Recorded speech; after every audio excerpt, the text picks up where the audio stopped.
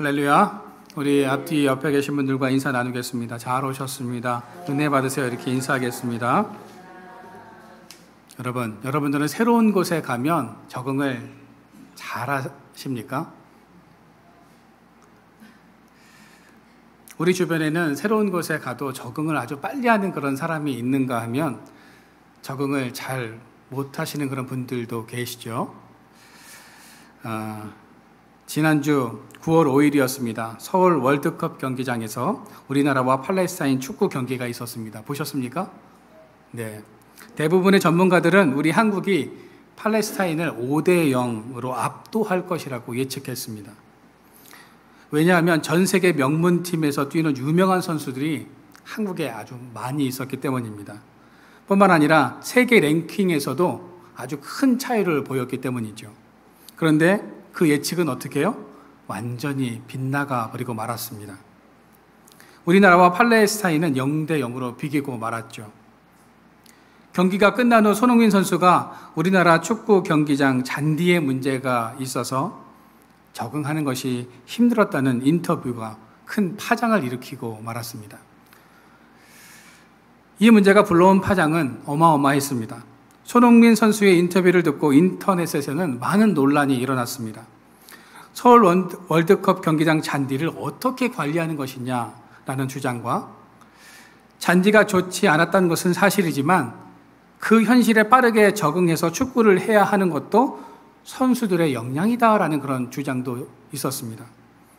똑같은 조건에서 경기를 하는 것은 우리나라와 팔레스타인도 마찬가지이기에 이것 또한 핑계라는 주장도 있었습니다. 저는 우리나라 경기를 보면서 우리나라 그 잔디 상태가 참 엉망이라는 그런 것들을 보게 되었고요. 이 관리를 참 잘 못한 것도 문제이고 또 우리나라 선수들이 현실에 빠르게 적응하지 못한 것도 문제가 아니었나라는 그런 생각이 들었습니다. 저는 앞으로 우리 한국 축구가 축구 경기장 잔디도 잘 관리하고 또 전술과 전략을 잘 짜고 현실에 빠르게 적응할 수 있는 실력도 갖출 수 있는, 그래서 한국 축구가 세계에서 좋은 성적을 낼 수 있는 그런 날을 기대해 봅니다. 여러분, 오늘 본문에도 보시면 애굽에서 400년 동안 넘게 현실에 적응하면서 살아왔던 이스라엘 백성들의 삶이 나옵니다. 그들은 노예였지만 비교적 안정된 삶을 살아가고 있었습니다. 이스라엘 백성들은 하나님의 백성임에도 불구하고 그들은 현실에 타협하면서 애굽의 문화를 받아들이면서 정착하며 살았습니다. 그들은 애굽의 문화에 길들여져 있었고 바로라는 당시의 최고의 권력자의 비유를 마치면서 눈치를 보면서 눈밖에 나는 행동을 하지 않으면서 살고 있었던 것입니다. 그런데 하나님께서 그 이스라엘 백성들을 애굽에서 이끌어내기로 결심을 하십니다. 그리고 모세를 부르셔서 바로에게 보내시죠. 오늘 본문에 보시면 모세와 바로가 서로 충돌하는 장면이 나옵니다. 이 만남은 아주 거대한 충돌이었습니다. 세상의 패권을 거머쥐었던 바로와 하나님께서 보내신 모세가 서로 충돌하고 있다는 거죠. 외형적으로 보면 모세는 바로의 상대가 됩니까? 예, 게임이 안 되죠. 바로는 수많은 애국 군대를 거느리고 있는데 반면 모세는 지팡이 하나 들고 있을 뿐이었습니다. 바로와 모세의 싸움은요, 다윗과 골리앗의 싸움을 연상시킨다는 겁니다. 모세는 바로 앞에 서는 것이 무섭고 두려웠을 겁니다. 그러나 모세는 하나님을 의지해서 바로 앞에 선 것이죠. 그러면 하나님께서는 왜 모세를 바로 앞에 서게 하신 것일까요? 두 가지 때문일 겁니다. 먼저는 그 백성을 구원하기 위해서였고 또 한 가지는 바로를 넘어서게 하시려고 바로 앞에 서게 하셨다는 겁니다. 하지만 바로는 그렇게 쉽게 넘어설 수 있는 존재가 아니었습니다. 모세와 이스라엘 백성들의 입장에서 바로는 절대로 넘어설 수도 없고 넘어질 것 같지도 않은 존재였다는 거죠. 그런데 그 바로를 넘어서지 않으면 가나안 땅이라는 새로운 세계가 열리지 않는다는 사실을 알고 있었기에 모세는 바로 앞에 서게 된 것입니다. 하나님의 명령으로 모세는 바로 앞에 서기는 했지만 그는 두려운 존재였고 도저히 넘어설 수 없는 산 같은 존재로 여겨졌다는 겁니다. 여러분, 혹시 내가 절대로 이길 수 없고 넘어설 수 없는 산 같은 사람을 만난 적 있으십니까? 그런 일들을 경험해 본 적 있으십니까? 제가 예전에 탁구를 한참 칠 때요, 동네에서 좀 친다는 얘기를 들었습니다. 예.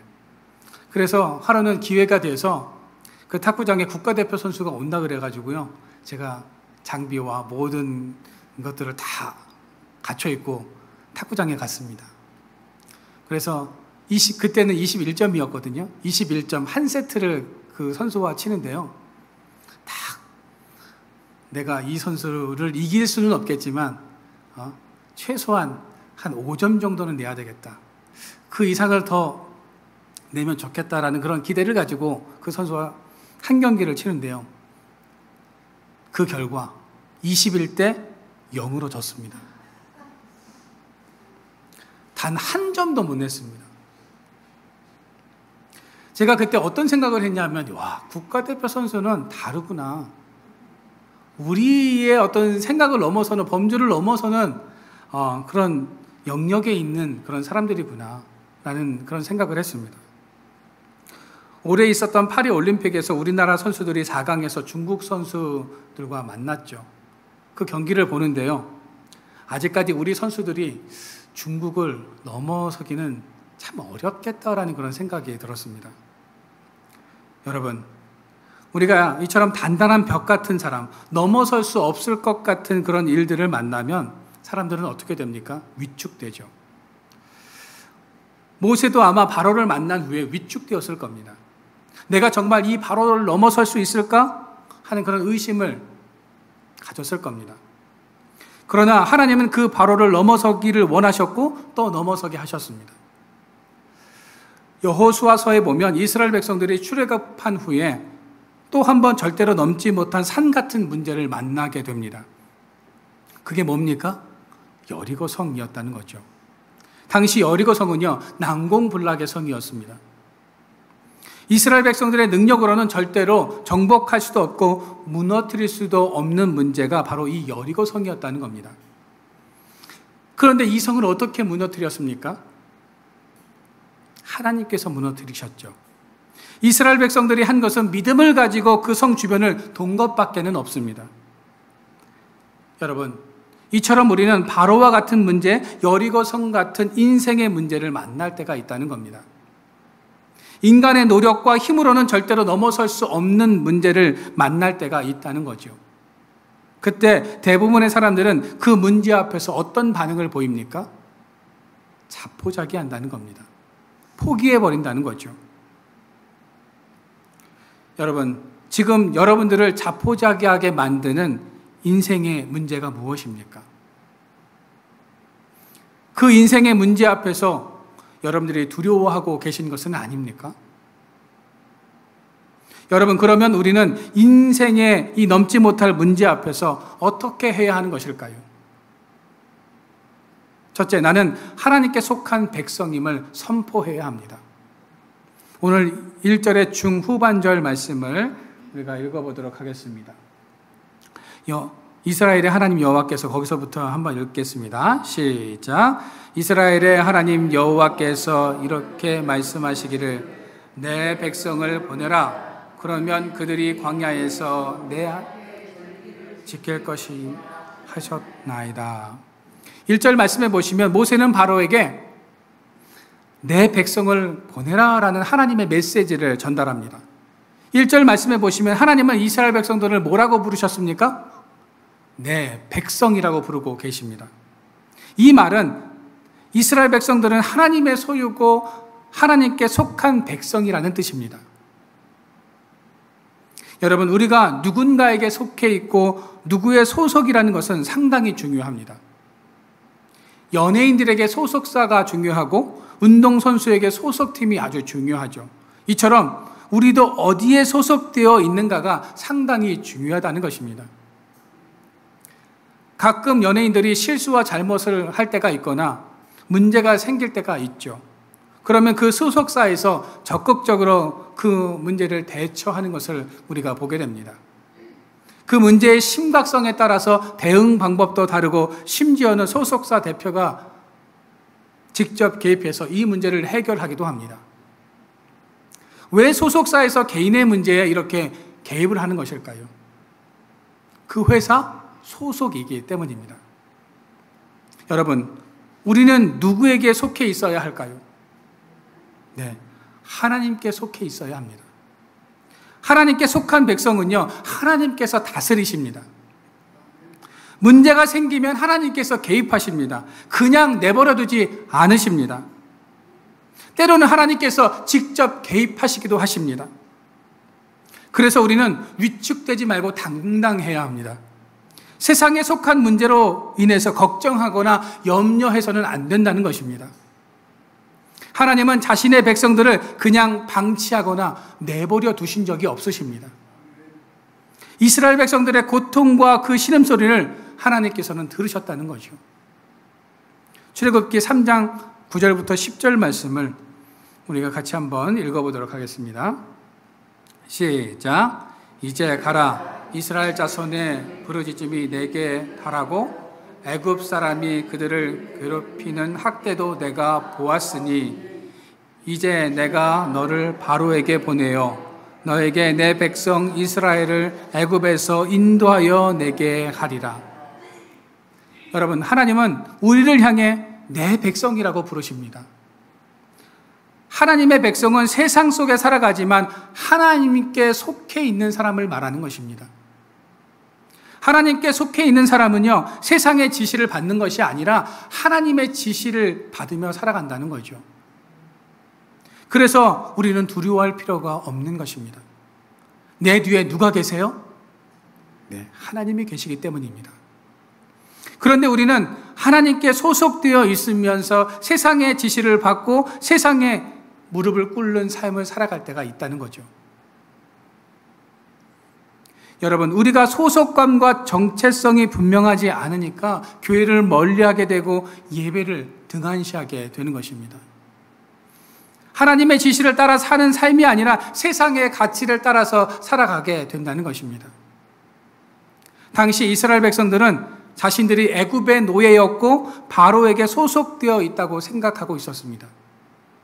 그래서 애굽의 문화를 넘어서려고 하기보다 그 문화에 순응하는 그런 삶을 살아왔다는 거죠. 그러나 하나님은 모세를 통해서 너는 내 백성임을 분명히 드러내고 계십니다. 내 백성은 더 이상 애굽의 문화에 젖어서 살아서는 안 된다고 말씀하시면서 예배를 드릴 것을 말씀하십니다. 여러분, 내가 하나님께 속해져 있고 하나님의 백성이라는 것을 나타내는 증거가 바로 예배입니다. 우리가 예배를 드릴 때 나는 어디에 속해 있는가를 확인하게 되는 것입니다. 이 예배를 통해서 나는 하나님께 속한 백성, 하나님이 공급하시고 책임지시는 백성임을 확인하게 됩니다. 우리가 이런 과정을 밟지 않으면 우리의 정체성은 희미해진다는 거죠. 내가 하나님의 백성이라는 이 소속감과 정체성을 잃는 순간 우리는 세상의 노예로 전락하고 만나는 것입니다. 탕자가 아버지의 곁을 떠나서 허랑방탕한 삶을 살아갈 때 그는 소속감, 정체성을 잃어버리고 말았습니다. 그런데 탕자가 아버지께로 돌아오는 순간 그의 모든 것이 회복되었습니다. 아버지의 자녀라는 신분도 회복되었습니다. 그 신분이 회복되자 어떤 일이 벌어집니까? 탕자의 누더기 옷이요, 비단 옷으로 바뀌어지고요. 손에 아들임을 인정하는 반지가 끼워지고요. 너덜너덜해진 그 신발이 새 신으로 바뀌어졌다는 사실입니다. 여러분, 우리는 나 자신이 하나님의 백성이라는 이 정체성을 우리가 회복해야 합니다. 그 정체성이 회복될 때 하나님께서는 나의 등 뒤에서 나를 도우십니다. 나의 정체성이 바로 설 때 하나님께서는 인생의 문제를 넘어서게 하시며 그 문제로 인해서 두려워하거나 염려하지 않도록 우리에게 힘을 주시고 능력을 허락하여 주십니다. 여러분, 그러면 모세가 당시 최고의 권력자 앞에 설 수 있었던 이유가 무엇일까요? 작은 다윗이 거대한 골리앗 앞에 설 수 있었던 이유, 이스라엘 백성들이 난공불락의 성이라고 일컬어지는 여리고 성을 무너뜨릴 수 있었던 이유가 무엇이었습니까? 하나님이 내 뒤에 계시다는 확신과 믿음이 있었기 때문입니다. 여러분들에게도 이런 믿음이 있어지기를 소망합니다. 우리가 인생의 문제를 바라보면 절대로 넘어설 수 없을 것 같고 이길 수 없을 것만 같지만, 내가 하나님의 백성이라는 사실을 분명히 하면서 세상을 살아가면, 내가 어디에 속해 있는지를 분명히 알면 하나님께서 우리의 문제를 책임져 주십니다. 내 인생의 문제를 해결해 주시고 넘을 수 있도록 우리를 도우십니다. 오늘도 이 사실을 믿고 내가 하나님의 백성임을 날마다 선포함으로 내 인생의 문제를 넘어서게 되는 저와 여러분들의 삶이 되어지기를 주님의 이름으로 축원드립니다. 두 번째로, 인생의 과정이 하나님의 훈련임을 믿어야 합니다. 오늘 2절 말씀을 우리 같이 한번 읽어보겠습니다. 시작. 바로가 이르되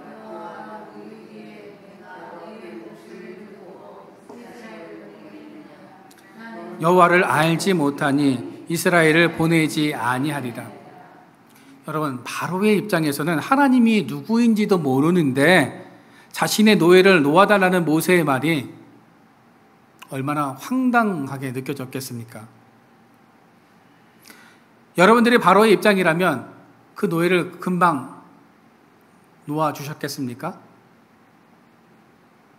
1000명, 10,000명도 아니고요, 그들의 가족까지 다 합치면 200만 명입니다. 200만 명을 하루아침에 놓아줄 수 있는 사람은 없습니다. 바로가 하나님을 알았다고 한들 200만 명의 사람들을 놓아주는 것은 쉽지 않은 문제였다는 거죠. 그런데 바로는 하나님이 지금 누구인지도 모르고 있습니다. 그러자 3절입니다. 우리 세 번역으로 우리 3절 말씀을 한번 읽어보도록 하겠습니다. 시작. 이집트의 왕은 그에게 이렇게 대답하였다. 아론은 들어라. 너희는 어찌하여 백성이 일을 하지 못하게 하느냐? 어서 물러가서 너희가 할 일이나 하여라. 여러분, 우리가 하나님을 모르면 바로처럼 살아갈 수밖에 없습니다. 자기 마음대로, 자기 하고 싶은 대로 하면서 살아갑니다. 오늘 본문 3절에 보시면 바로는 심기가 불편했습니다. 알지도 못하는 하나님의 이름을 거론하면서 자신의 노예를 풀어달라고 요청하는 모세의 말을 듣고 분노하고 있다는 거죠. 분노한 바로는 이스라엘 백성들에게 어떻게 행동을 합니까? 7절입니다. 우리 같이 읽겠습니다. 시작. 너희는 백성에게 다시는 벽돌에 쓸 집을 전과 같이 주지 말고 그들이 가서 스스로 집을 줍게 하라. 바로는 이스라엘 백성들을 더 압박하고 압제했다는 거죠. 모세의 어설픈 행동으로 인해서 이스라엘 백성들의 노역은 더 힘들어졌습니다. 모세는 하나님의 말씀대로 순종하면 모든 상황이 다 깔끔하게 잘 끝날 것이라고 생각했을 겁니다. 바로가 하나님의 말씀에 순종하고 이스라엘 백성들을 곧 놓아줄 것이라고 상상을 하고 바로 앞에 섰는데, 그런데 모세의 예상과는 달리 상황은 호전되지 않고 더 악화되고 있다는 거죠. 여러분, 우리도 이런 경험을 하게 될 때가 있습니다. 인생의 문제가 찾아와서 기도하고 하나님께 간구하고 순종하면 모든 일들이 다 잘 풀리고 이 문제를 넘어설 수 있을 것이라고 생각했는데, 아무리 기도하고 하나님께 부르짖어도 그 삶의 문제는 풀릴 기미가 보이지 않고 그 문제는 자꾸만 꼬여갑니다. 이런 상황이 되면 사람들은 어떻게 하죠? 하나님을 원망하게 됩니다. 순종했는데, 기도했는데, 믿음대로 했는데 왜 고난이 사라지지 않고 상황이 더 악화되는 것입니까? 라며 한탄합니다. 변하지 않는 그 상황 때문에 시험에 든다는 거죠. 여러분, 그러면 왜 하나님께서는 믿는 자들에게 어려움을 주시는가 하는 것입니다.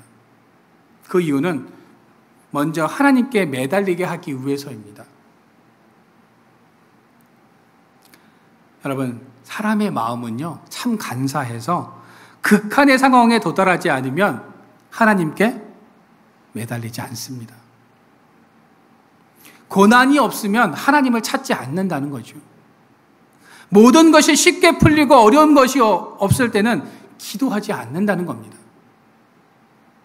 그런데 문제가 생기면 어떻게 합니까? 그때서야 하나님께 나와서 부르짖고 기도하고 간구합니다. 하나님께 매달린다는 거죠. 하나님은 이스라엘 백성들을 훈련시키기 위해 바로를 사용하셨던 것입니다. 하나님은 바로가 이스라엘 백성들을 극한의 상황으로 치닫도록 몰아가셨습니다. 오늘 9절 말씀입니다. 우리가 세 번역으로 한번 읽어보도록 하겠습니다. 시작. 그들에게 더 힘겨운 일을 시키고 그 일만 하게 하여서 허튼 소리에 귀를 기울이지 못하게 하여라. 하나님은 바로를 통해서 극한으로 치닫게 하셨고 이스라엘 백성들의 입에서 원성이 터져 나오고 하나님을 원망하는 소리가 터져 나오도록 하셨다는 겁니다. 여러분, 그렇다면 하나님의 의도는 뭘까요? 결국 그 원성이 기도로 변화되기를 원하신다는 것입니다. 하나님은 이스라엘 백성들의 입에서 하나님 도와주세요. 저희 힘으로는 불가능합니다. 하나님께서 해결해 주셔야 합니다. 라는 이런 항목을 받아내고 완전히 엎드려지도록 하기 위해서 환난과 어려움을 주신다는 거죠. 여러분, 지금 이전보다 삶이 더 어려워지고 모든 인생의 문제들이 점점 더 꼬여만 가고 계십니까? 그렇다면 우리가 그 순간에 무엇을 해야 할까요? 하나님께서 원하시는 것이 무엇일까요? 기도하는 겁니다. 하나님 앞에 무릎 꿇는 겁니다. 하나님, 저는 할 수 없습니다. 저에게는 이 문제를 해결할 수 있는 능력이 없습니다. 하나님께서 도와주시고 이 문제를 해결해 주십시오라고 기도하면서 하나님께 간구하며 고백해야 한다는 것입니다. 나의 힘으로 무엇인가를 하려고 할 때 하나님은 역사하지 않으십니다. 너 할 수 있어? 내가 안 도와줘도 돼? 그래. 하나님은 지켜보시죠. 그런데 부르짖고 간구하고 하나님 도와주셔야 합니다. 매달리는 사람에게 하나님께서는 어떻게 하십니까? 역사하시죠. 힘을 주십니다. 그 상황을 이겨낼 수 있는 그런 환경과 마음의 힘을 우리에게 허락해 주신다는 것입니다.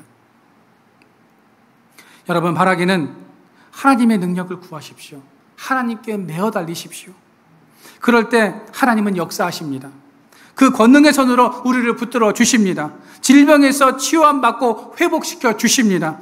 묶여있는 문제들이 풀어지는 역사를 보여주십니다. 오늘도 이 사실을 믿고 하나님께 늘 매어 달리는 여러분들의 삶이 되어지기를 소망합니다. 하나님께서 우리에게 어려움을 주시는 또 한 가지 이유는 미련을 끊어버리기 위해서입니다. 이스라엘 백성들은요, 약속의 땅으로 가는 것도 좋지만 바로가 변덕을 부리지 않는다면 애굽의 삶도 괜찮다라는 그런 생각을 가지고 있었습니다. 왜요? 먹을 거 적당히 잘 나오죠. 쉴 수 있는 집도 있지요. 어느 정도 재산을 형성할 수 있는 그런 권한도 좋습니다. 노예의 삶이 힘들기는 했지만 그래도 안정적이었다는 겁니다. 살 집도 있고 먹을 것도 잘 공급되고, 그리고 이들에게는 애굽이 고향이 되어버렸다는 거죠. 그 고향을 떠난다는 것이 여러분 쉽습니까? 400년 동안 아버지가 살았던 그 땅, 그것을 떠난다는 게 쉽지는 않다는 겁니다. 아무것도 보장될 것이 없는 곳으로 이사 가기보다는 삶의 터전이 되어 있는 그곳에서 안정된 삶을 살아가는 것을 이스라엘 백성들은 아마 더 원했을지도 모르겠습니다. 모세를 통해서 듣기론 가나안 땅이 젖과 꿀이 흐르는 땅이라고 하지만 막상 가봤는데 아무것도 없으면 어떻게 하지?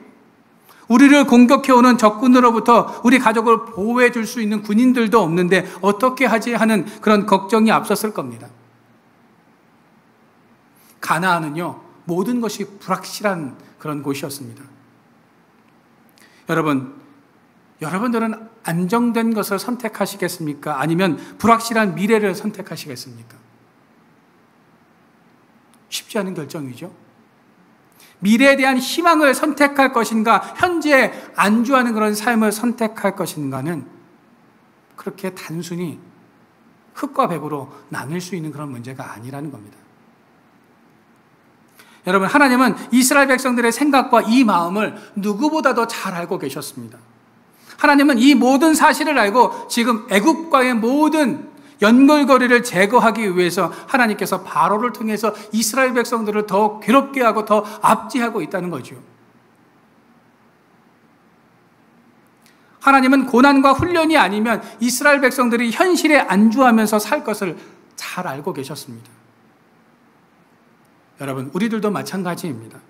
힘든 일이 닥쳐오고 어려움이 오지 않으면 우리는 세상에 대한 미련을 끊어내지 못합니다. 그래서 하나님은 그것을 끊어내기 위해서 우리를 어려운 상황과 벼랑 끝으로 몰고 가신다는 거죠. 여러분, 벼랑 끝에 서 있는 사람은 무엇을 붙잡으려고 할까요?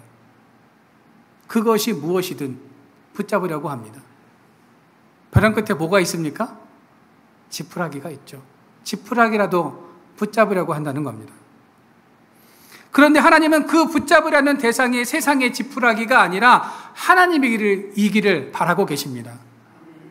만약 우리가 지금 벼랑 끝에 서 있다면 하나님의 의도를 알아차려야 합니다. 여러분, 하나님이 여러분들의 인생을 벼랑 끝으로 몰고 가셨다면 그곳에서 뚝 떨어져 갖고 우리가 죽기를 원하고 계실까요? 아닙니다. 그러면 우리를 벼랑 끝으로 몰고 가신 이유가 무엇일까요? 하나님을 붙잡으라는 사인인 것입니다. 여러분, 지금 인생의 어려움으로 인해서 벼랑 끝에 서 계시다면 이제 하나님께 묻고 매달리는 인생들이 되시기를 바랍니다. 하나님이 지금 나에게 원하시는 것이 무엇입니까? 저는 힘이 없습니다. 저를 도와주세요. 여러분, 하나님께서 내 뒤에 계시는데 무엇을 여러분 두려워하십니까? 내 인생을 합력하여 선을 이루게 하시고 내 인생의 결말을 아시는 하나님이 나를 붙들어 주시는데 왜 우리는 걱정하며 염려하며 살아가느냐 하는 것입니다. 여러분, 이제 바라기는 내가 하나님께 소속되어 있는 하나님의 백성이고 자녀임을 선포하며 예배드리는 그런 삶을 살아가시기를 바랍니다. 인생의 폭풍우와 벼랑 끝에 서게 되면 사람들은 비로소 내가 하나님께 속하여져 있는지 아니면 세상에 속하여져 있는지가 그대로 드러나게 되어 있다는 것입니다. 여러분, 인생의 바람이 불 때 하나님께서 원하시는 것이 무엇인지를 날마다 묻고 그 말씀에 순종하는 여러분들의 삶이 되어지기를 바랍니다. 하나님을 원망하는 삶이 아니라 그 입술이 변해서 기도로 바뀌어지고 하나님께 날마다 메어달리는 그런 삶을 살아가는 저와 여러분들의 삶이 되어지기를 주님의 이름으로 축원드립니다.